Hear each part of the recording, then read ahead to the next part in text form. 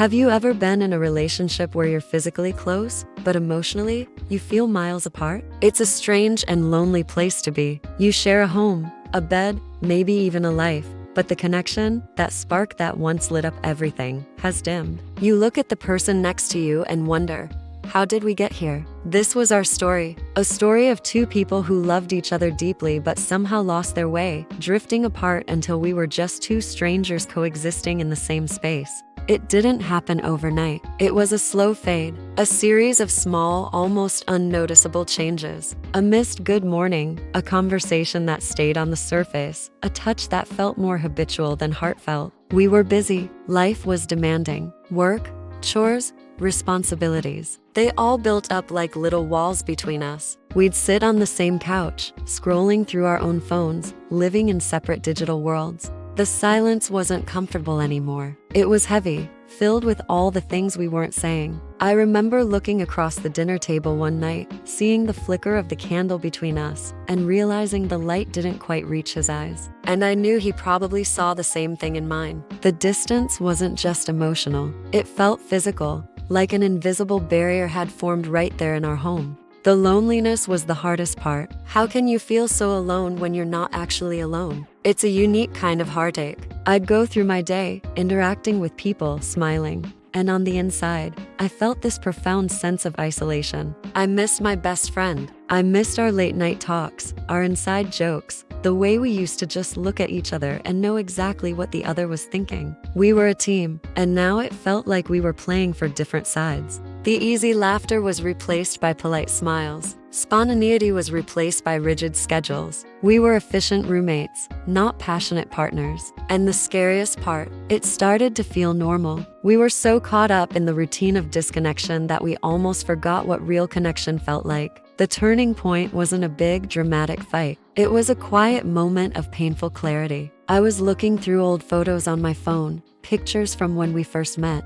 There we were, beaming, clinging to each other, our eyes sparkling with a mix of love and adventure. We looked so happy, so us. And a wave of grief washed over me. Grief for the couple in those photos. Where had they gone? Were they gone forever? In that moment, I knew I had a choice. We could let the silence win, let the distance grow until we were completely out of reach. Or we could fight. We could try to find our way back to each other, no matter how hard it seemed. I was terrified. What if I reached out and he didn't reach back? What if we were too far gone? The fear of rejection was immense, but the fear of living the rest of my life in this quiet despair was even greater. So, that evening, with my heart pounding in my chest, I walked over to where he was sitting, took a deep breath, and said the four hardest, most important words. I feel distant from you. I didn't blame him. I didn't accuse. I just stated my truth, my feeling. I owned my part of the silence. I said, I miss us. For a moment, he just looked at me, and in his eyes, I didn't see anger or defensiveness. I saw a flicker of the same sadness I had been feeling. He put his phone down, and he said, me too. It wasn't a magic fix. It was just the beginning of talking, really talking. We didn't try to solve everything in one night. We just shared our feelings of loneliness, our fears, our quiet frustrations. It was awkward and messy. We stumbled over our words. There were long pauses, but we were finally breaking the silence. We were choosing to be vulnerable with each other again, and that vulnerability, as scary as it was the first step on the bridge back to one another. We made a conscious decision to start rebuilding. We called it Project Us. We started with small, intentional actions. We created a no-phone zone for the first hour after we both got home from work. It was just for us to reconnect, to ask about each other's day and actually listen to the answer. We started scheduling date nights again, just like we did when we were first dating. It felt a little forced at first, but we committed to it. We went for walks, holding hands. It's amazing how such a simple act can close an emotional gap. We weren't trying to recreate the past. We were trying to create a new future, one built on the lessons we had learned from our time apart. One of the biggest changes we made was learning to communicate our needs and appreciate each other. Instead of expecting him to read my mind, I learned to say, I've had a really tough day. Can I just have a hug? And instead of letting his small acts of kindness go unnoticed, I made a point to say, thank you for making coffee this morning. I really appreciate it. we started leaving little notes for each other. We rediscovered our shared sense of humor. The laughter started to come back, and it was the most beautiful sound in the world. It wasn't about grand romantic gestures. It was about the daily practice of choosing each other, of seeing each other, of valuing each other. We were watering the garden of our relationship, and slowly, new life began to bloom. The journey back to each other wasn't a straight line. There were days we slipped back into old habits, days where the silence crept back in. But the difference was, now we knew how to fight it. We had the tools. One of us would notice the drift and say, "Hey, I feel that wall going up again. Let's talk."